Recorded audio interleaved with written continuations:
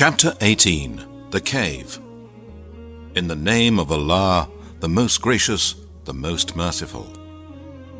All praises and thanks be to Allah, who has sent down to his slave Muhammad the book, this Quran, and has not placed in it any crookedness. He has made it straight, to give warning to the disbelievers of a severe punishment from him, and to give glad tidings to the believers in the oneness of Allah, who work righteous deeds, that they shall have a fair reward in paradise. They shall abide there forever. And to warn those Jews, Christians, and pagans who say, Allah has begotten a son. They have no knowledge of such a thing, nor had their fathers. Monstrous is the word that comes out of their mouths, that he took sons and daughters. They utter nothing but a lie. And perhaps you would kill yourself, O Muhammad, in grief over their footsteps from their turning away from you, because they do not believe in this narration, the Quran. Indeed, we have made that which is on earth as an adornment for it, in order that we may test mankind as to which of them are best in deeds. And indeed, we shall make all that is on the earth a bare, dry soil, without any vegetation or trees and so forth. Do you think that the people of the cave and the inscription were a wonder amongst our signs? Remember when the young men fled for refuge from their disbelieving folk to the cave, they said, Our Lord, bestow on us mercy from yourself, and facilitate for us our affair in the right way. Therefore we covered up their sense of hearing, causing them to go into a deep sleep in the cave for a number of years. Then we raised them up from their sleep, that we might test which of the two parties was best at calculating the time period that they had stayed. We narrate to you, O Muhammad, their story with truth. Truly, they were young men who believed in their Lord Allah, and we increased them in guidance. And we made their hearts firm and strong with the light of faith in Allah, and bestowed upon them patience to bear the separation of their kith and kin and dwellings, when they stood up and said, Our Lord is the Lord of the heavens and the earth. Never shall we call upon any God other than him. If we did, we would indeed have uttered an enormity in disbelief. These, our people, have taken for worship gods other than Allah. Why do they not bring for them a clear authority? And who does more wrong than he who invents a lie against Allah? The young men said to one another, And when you withdraw from them and that which they worship, except Allah, then seek refuge in the cave. Your Lord will open a way for you from his mercy, and will make easy for you your affair, and will give you what you will need of provision and dwelling. And you might have seen the sun, when it rose, declining to the right from their cave, and when it set, turning away from them to the left, while they lay in the midst of the cave. That is one of the proofs, evidences, and signs of Allah. He whom Allah guides is rightly guided, but he whom he sends astray, for him you will find no guiding friend to lead him to the right path. And you would have thought them awake while they were asleep. And we turned them on their right and on their left sides, and their dog stretching forth his two forelegs at the entrance of the cave as a guard at the gate. Had you looked at them, you would certainly have turned back from them in flight, and you would certainly have been filled with awe of them. Likewise, we awakened them from their long, deep sleep, so that they might question one another. A speaker from among them said, How long have you stayed here? They said, We have stayed perhaps a day or part of a day. They said, Your Lord alone knows best how long you have stayed here. So send one of us with this silver coin to the town, and let him find good lawful food, and bring some of that to you. And let him be careful, and let no man know of you. For if they come to know of you, they will stone you to death, or abuse and harm you, or turn you back to their religion, and in that case you will never be successful. And thus we made their case known to the people, that they might know that the promise of Allah is true, and that there can be no doubt about the hour. Remember when the people of the city disputed among themselves about their case, they said, Construct a building over them, their Lord knows best about them. Then those who prevailed over their affair said, We indeed shall build a place of worship over them. Some say there were 3, the dog being the 4th among them. Others say they were 5, the dog being the 6th, guessing at the unseen. Yet others say they were 7, the dog being the 8th. Say, O Muhammad, My Lord knows best their number. None knows them but a few. So debate not about their number, except with the clear proof which we have revealed to you, and do not consult any of the people of the Scripture, Jews and Christians, about the affair of the people of the cave. And never say of anything, I shall do such and such thing tomorrow, except with the saying, if Allah wills. And remember your Lord when you forget, and say, it may be that my Lord guides me to a nearer way of truth than this. And they stayed in their cave 300 years, increased by 9 more years. Say, Allah knows best how long they stayed. With Him is the knowledge of the unseen of the heavens and the earth. How clearly He sees and hears everything. They have no helper or protector other than Him, and He allows none to share in His decision and His rule. And recite what has been revealed to you, O Muhammad, of the book, this Quran of your Lord. Recite it, understand and follow its teachings, and act on its orders and preach it to men. None can change Allah's words, and none will you find as a refuge other than Him. And keep yourself, O Muhammad, patient with those who call on their Lord, who remember their Lord with glorification, praising Him in prayers, and doing other righteous deeds morning and afternoon, seeking His face. And do not let eyes overlook them, desiring the pomp and glitter of the life of the world. And do not obey him whose heart we have made heedless of our remembrance, one who follows his own lusts, and whose deeds have been lost. And say, the truth is from your Lord. Then whosoever wills, let him believe, and whosoever wills, let him disbelieve. Indeed, we have prepared for the polytheists and wrongdoers a fire whose walls will surround the disbelievers in the oneness of Allah. And if they ask for help or some relief, they will be granted water like boiling oil that will scald their faces. Terrible the drink and terrible the resting place. Indeed, as for those who believe and do righteous deeds, certainly we shall not suffer to be lost the reward of anyone who does righteous deeds in the most perfect manner. For them will be gardens of eternity in paradise, where rivers will flow underneath them. There they will be adorned with bracelets of gold, and they will wear green garments of fine and thick silk. They will recline there on raised thrones. How superb is the reward, and what an excellent resting place. And put forward to them the example of 2 men. To one of them we gave 2 gardens of grapes, and we had surrounded both with date palms, and had put between them green crops and cultivated fields.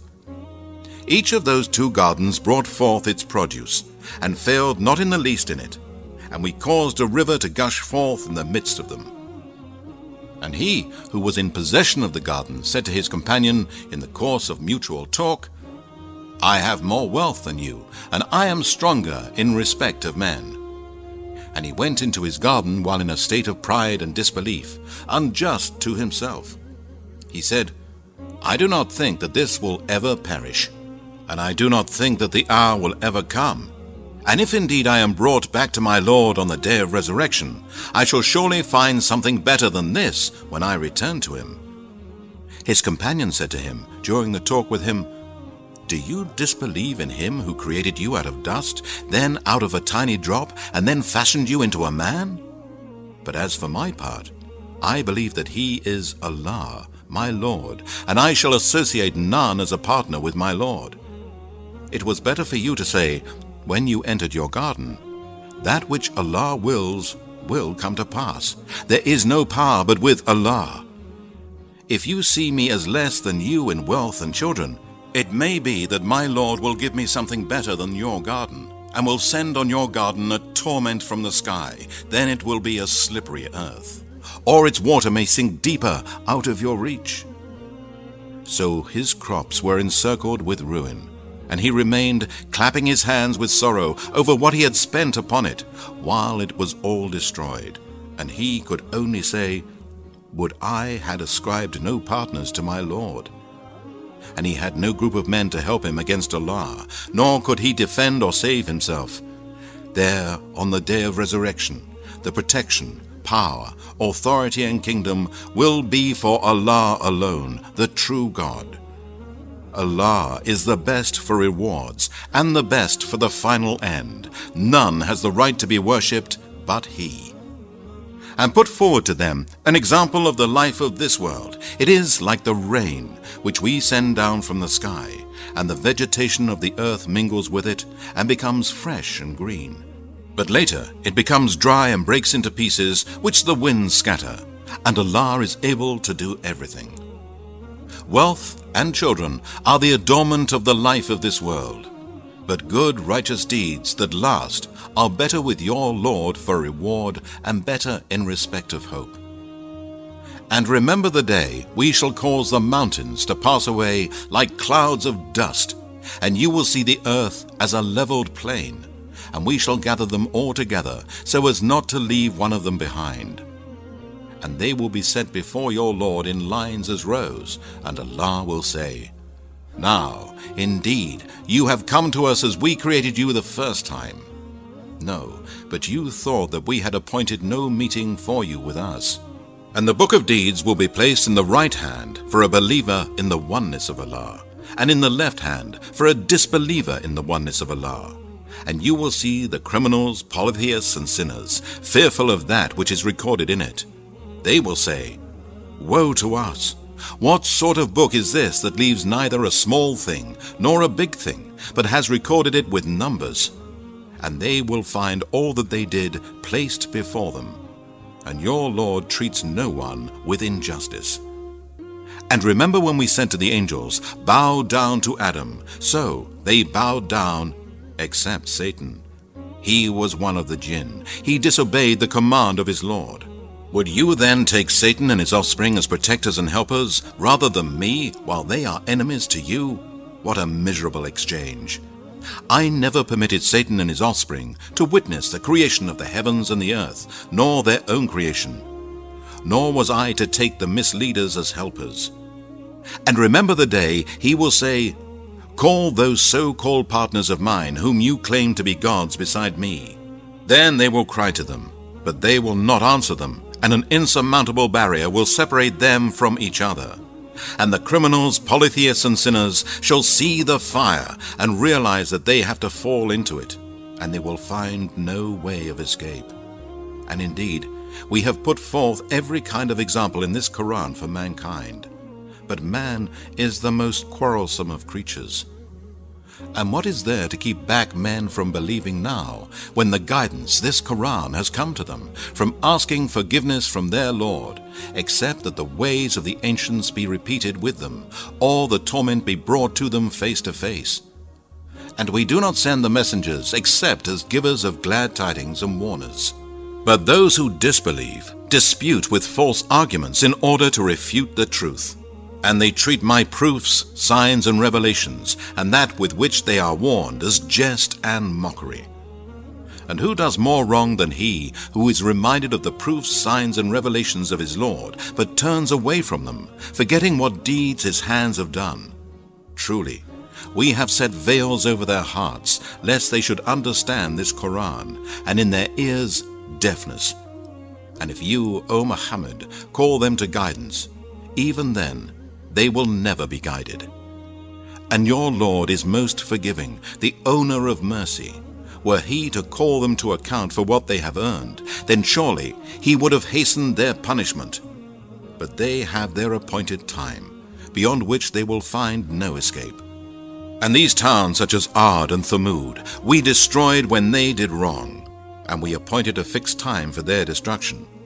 And remember when Moses said to his boy servant, "I will not give up traveling until I reach the junction of the two seas, or until I spend years and years in travel."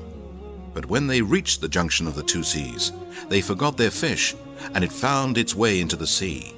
So when they had passed further on, beyond that fixed place, Moses said to his boy servant, "Bring us our morning meal. Truly, we have suffered much fatigue in our journey."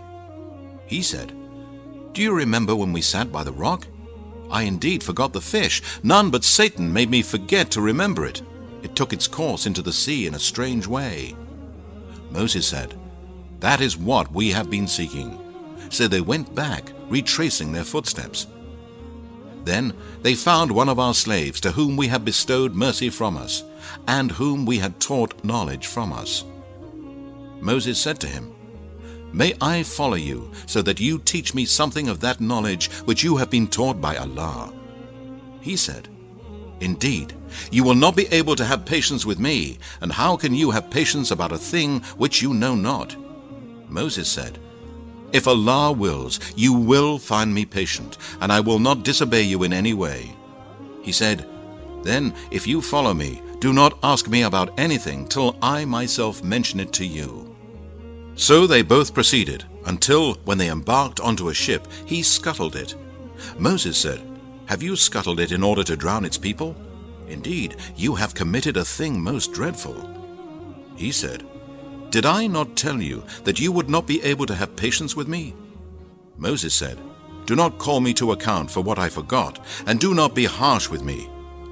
Then they both proceeded till they met a boy, and he killed him. Moses said, "Have you killed an innocent person who had killed no one? Indeed, you have committed a thing most dreadful." He said, "Did I not tell you that you can have no patience with me?" Moses said, "If I ask you anything after this, do not keep me in your company. You have received enough apologies from me." Then they both proceeded, till when they came to the people of a town, they asked them for food. But the people refused to entertain them.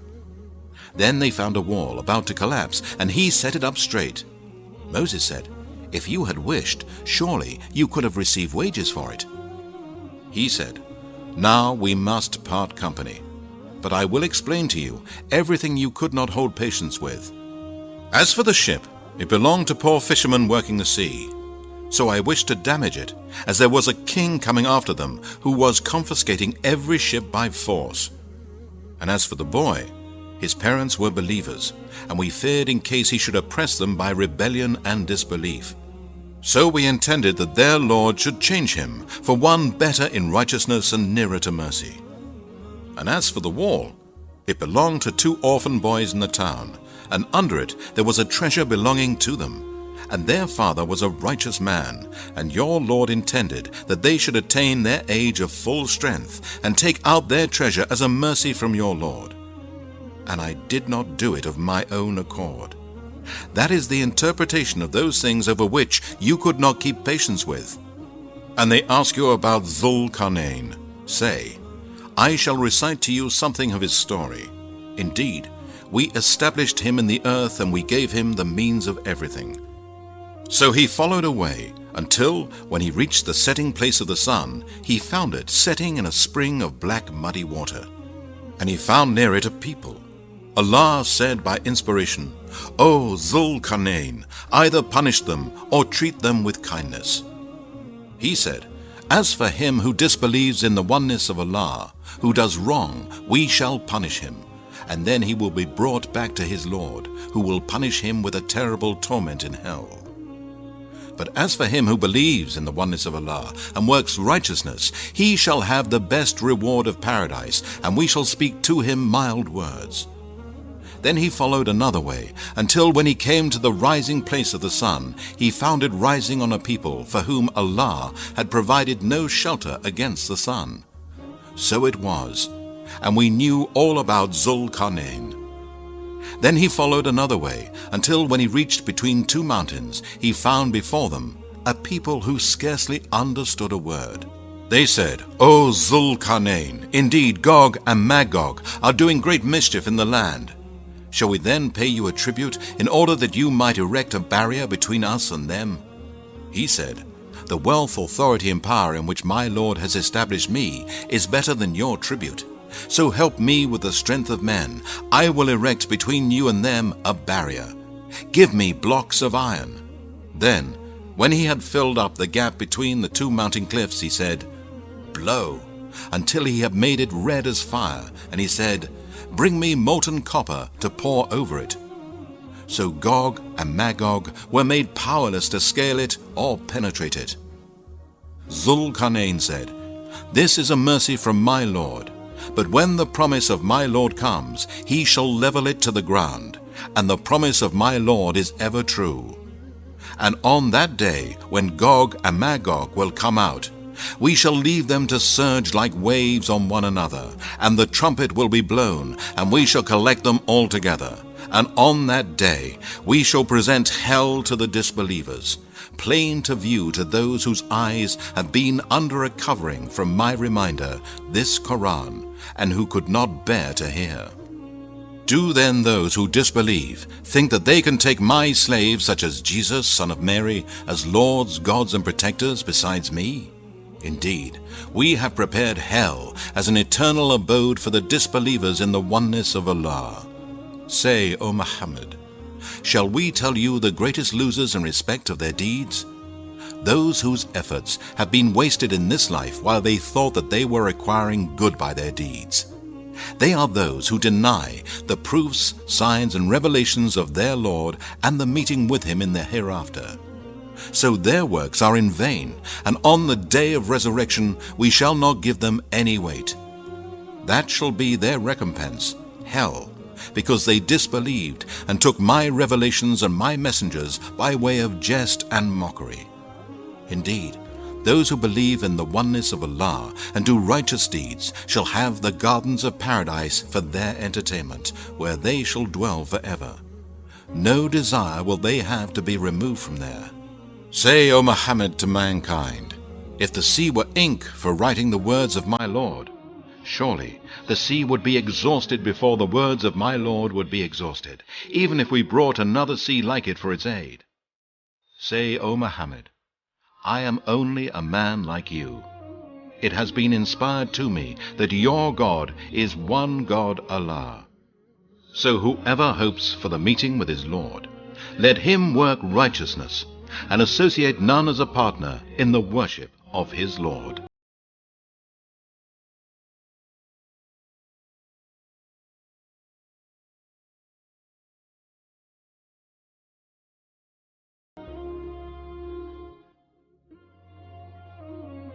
Thank you for watching this video, which is Creative Commons.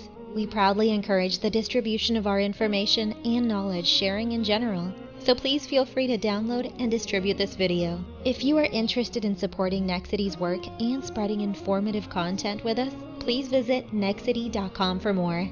You can find and share honest, uncensored information, empowering you to know the facts and choose your own stance. Don't forget to follow us on social media for additional news and updates from Nexity. Most importantly, never stop searching for facts and the truth. Nexity, grow from uninformed follower to world leader today.